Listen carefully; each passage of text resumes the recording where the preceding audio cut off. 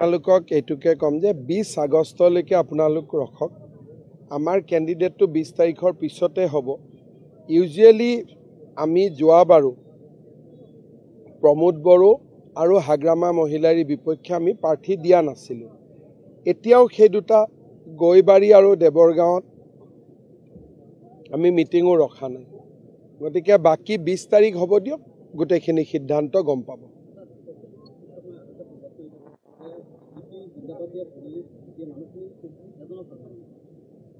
মই কি কম আৰু সবে ক'ব অখিল ভাল মানুহ নহয় গতিকে এটা মানুহৰ কথা শুনিব নে অখিলৰ কথা শুনিব তেওঁ কৈছে বিজেপি গোটেই পাব্লিকখনে কৈছে জিন্দাবাদ আৰু পাব্লিকখন কোন আছিলে গোটেই মুছলমান মানুহ আছিলে এতিয়া যদি মুছলমান মানুহেও বিজেপি জিন্দাবাদ বুলি কয় তেতিয়ালে বাকি কথাখিনি আপোনালোক নিজেই বুজক হয় না কথা কোনোবাই যদি শান্তিৰ ভিতৰত অশান্তি কৰিব খোজে এটোটো বেয়া কথা হয় হয় না 6 আছে ট্ৰাইবেল বেল্ট এণ্ড ব্লক 47 চনৰ পৰাই আছে গতিকে মই ভাবো যে ইয়াত কোনো বিতৰ্কৰ কোনো স্কোপ নাই কিন্তু যেনেকুৱা তিৰাপত ট্ৰাইবেল বেল্ট এণ্ড ব্লক আছে ট্ৰাইবেল সংঘৰ লগত কথা পাতি আমি মৰাণ মটক আহোম তেওঁলোকে যাতে পট্টা পায় আমি তাৰ ব্যৱস্থা কৰি দিছো তেনেকে বালিপাৰা ধেমাজি বহুত কেইটা ট্ৰাইবেল বেল্ট এণ্ড ব্লকত বাকি খিলঞ্জীয়া জনগোষ্ঠী সমূহে যাতে মাটিৰ পট্টা পায় আমি তাৰ ব্যৱস্থা কৰি দিছো আৰু ট্ৰাইবেল সংঘয়ো তাত আমাক বিৰোধিতা কৰা নাই গতিকে অসমত যি হ'ব আলাপ আলোচনা কথা বতৰা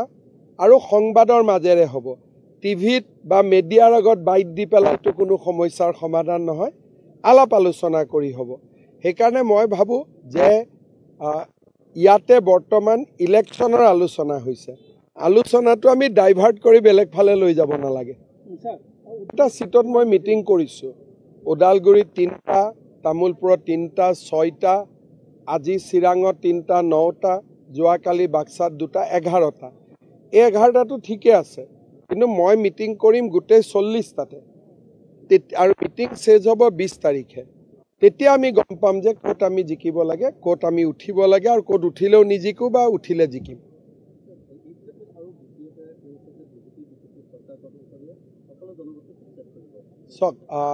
এটা কথা যে আজি বিটিচিত সকলোৰে হাতত বা মানুহেতো সকলোৱে কৈ আছে যে মাটিৰ পট্টা কাৰো হাতত নাই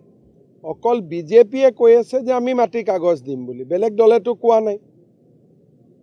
বিপিএফেও কোৱা নাই যে মাটিৰ কাগজ দিম ইউপিপিএলেও কোৱা নাই মাটিৰ কাগজ দিম অকল মাটিৰ কাগজ দিম বুলি কোনে কৈ আছে বিজেপিয়ে কৈ আছে গতিকে বিজেপিৰ চৰকাৰ আহিলে আমি সকলোৰে লগত কথা বতৰা পাতি যিখিনি বিটিসি গঠনৰ আগত বিটিসিত আছে সকলোকে মাটিৰ পট্টা দিব নোৱাৰে বিটিসি নিয়ম আছে কিন্তু 2003 চনৰ আগৰ যিখিনি মানুহ সেইখিনিক মাটিৰ অধিকাৰ দিম বুলি অকলটো বিজেপিয়ে কৈ আছে এটোটো ৰাইজে ডেফিনেশনটো ৰাইজে কয় মোক আহি কয় অৰুণোদয় পোৱা নাই ৰাইজে আহি কয় ঘৰ পোৱা নাই যোনে পোৱা নাই তেওঁলোক দ্বিতীয় শ্ৰেণী এতিয়াতো মই তাতে গলো হেতুকে মোক কৈ আছে ৰাইজে গতিকে সাংবাদিকসকলক যদি মই বুজাব লাগে তেতিয়া কি হ'ব এটা ৰাইজে মোক কাগজ দি আছে এতিয়া অলপ আগতে সুবাইজাৰত 20 দিন আছিল ষ্টেজৰ ওপৰত 4 গৰাকী 80 বছৰীয়া মানুহ উঠি কৈছে যে আমি অৰুণোদয় পোৱা নাই হেতুটো এটা বেলেগ জায়গাত হলে মই দে বুলি লগে লগে সহি মাৰি দিব পাৰো ইয়াত নোৱাৰো সমস্যা এইটোৱে